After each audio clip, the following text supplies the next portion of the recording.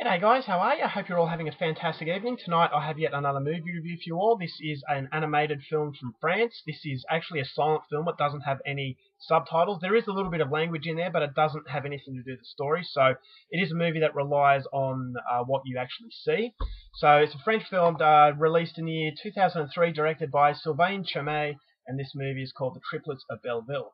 And the Triplets of Belleville, it's set in the 20s, I think it is, or long ago, during the Tour de France. Now, the main character is a grandmother. Her grandson is competing at the Tour de France, and he's training very, very hard. So the grandmother loves her grandson dearly, and she's always out with him when he's training. So one day, on the first day of the Tour de France, the grandson goes missing. In fact, he's been kidnapped by these officials who have something in store for him. So what these officials do, they follow the bike riders. Whenever the bike riders are too tired to go on, they put them into the back of their van and they kidnap them for reasons I'm not going to go into. So the grandmother finds out about this and she wants her grandson back, obviously. So her, along with her beloved dog, start on a quest to find her grandson and rescue him. And along the way, she becomes involved with the Triplets of Belleville. Now, the Triplets of Belleville are a trio of old women who perform these songs on. They're basically they stop and do shows, and that's their living. So they're very well known, and they assist this grandmother and the dog on their journey to save the grandson. And along the way, the grandmother is involved in their shows as a little bit of repay, to pay them back for what they're doing for her. So whether or not they can rescue this grandson, that's something you're going to have to find out for yourself, because that's as far as I'm going with my synopsis. Now, my thoughts on the Triplets of Belleville. This is a really, really strange film, and it actually took me a second viewing to really appreciate what the film is. Now, to start with, I thought it was boring because I didn't feel there was a lot going on, but I wasn't obviously in the mood to watch it. So you've really got to be prepared to look at the details, the very minor details in this film, to get what it's all about. The second time I watched it, I appreciated it a lot more. I thought this is a very difficult film to pull off, and the director does it. Now, to start with, it is a film that relies solely on visuals. There is no subtitles. You don't know what they're saying. It is all about sort of the silent film. And for me, for a silent film to work, I think it has to be really well done, skillfully, and it's not something that everyone can do. I think, a few films have tried it, but it just didn't come off because it comes off as boring. So if you don't know what the dialogue's all about, it can be very difficult to follow a story. And I think that was my problem in the first instance when I watched the film. I was expecting something of a dialogue-based sort of movie. But having said that, after I watched it, I thought, nah, nothing much. But then I thought, before I review it, I want to watch it again. I want to give it another go.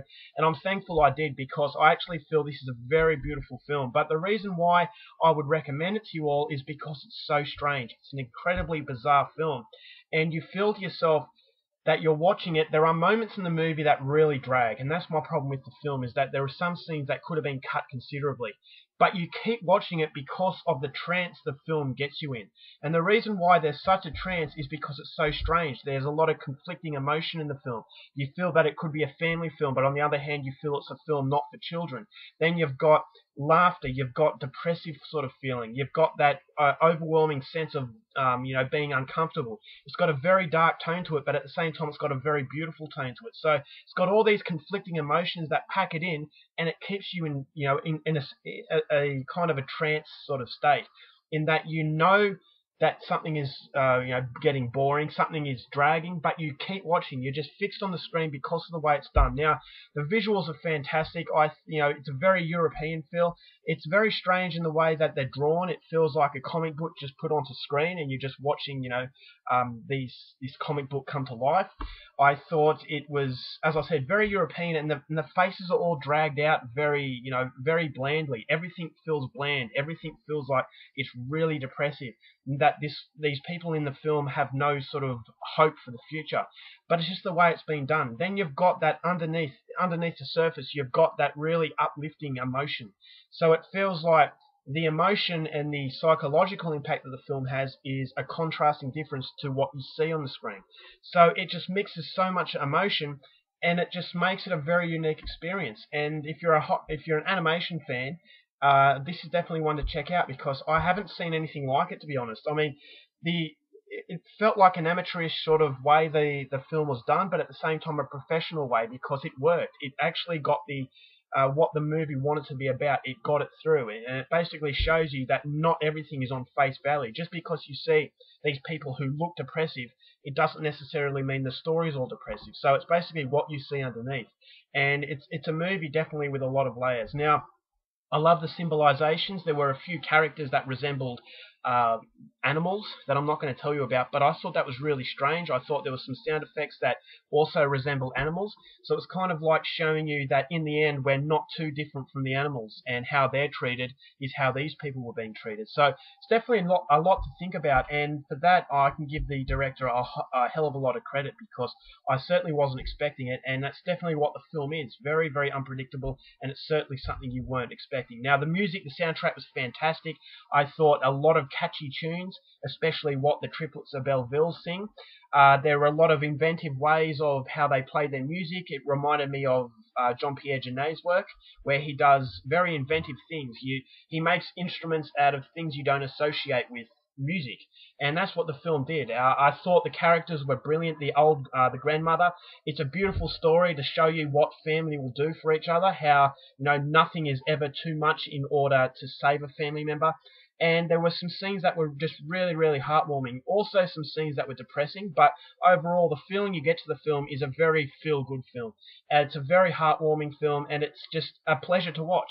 But as I said, it's just also a very oddly dark film as well. So I'm not necessarily saying this is a film for children, because there are some scenes that I really wasn't expecting, some pretty violent scenes as well. And so there's nothing extreme, you don't have to worry about it. But based on what the film was trying to be, which was kind of like a relaxed sort of funny film, the director throws in little parts that will maybe shock you, because it's just a little bit more than you were expecting, and therefore you don't know what's around the corner. So that's everything you want from a film. As I said, it is a silent movie. It doesn't rely on dialogue, which can be a problem, but it never is a problem, because, as I said, although there are some parts that are tedious, or not so much tedious, but are on the brink of being tedious, you're still just absolutely fixed onto the screen because of the way it looks, because of the way it's done. So although you don't get any dialogue, you're still really interested. And I actually thought it was very good storytelling, because the way that these characters express themselves through body language, you could follow it reasonably easy. And I'm not sure if a child could, so maybe this is definitely. I would say it's not a film for children, based on the fact that you have to have a little bit more intellect to actually get what's going on. But I thought the characters and what they did, it was very good storytelling in a very different way, and I thought the lack of dialogue helped it, because just the way that they were doing their quirky body actions, it just basically told the story itself. So overall, a very, very interesting film, and I would highly recommend it to anyone, especially if you're an animated fan. I thought it was something really different. As I said, that just the complete differences of emotion was just really, really odd. And it just keeps you glued to the screen, and no matter whether or not the scene is slightly dragging or not, you don't really notice it too much, because you're just you're in a complete trance, and the director has captured your imagination and your attention. So overall, it's a film that is not perfect, it's not a masterpiece, but having said that, it is still very much worth the effort because of how different it is. So overall, for Triplets of Belleville, I'm going to give this one 4 stars. Alright guys, that's my review. Hope you enjoyed it. Till next time, keep watching movies, and I'll see you later.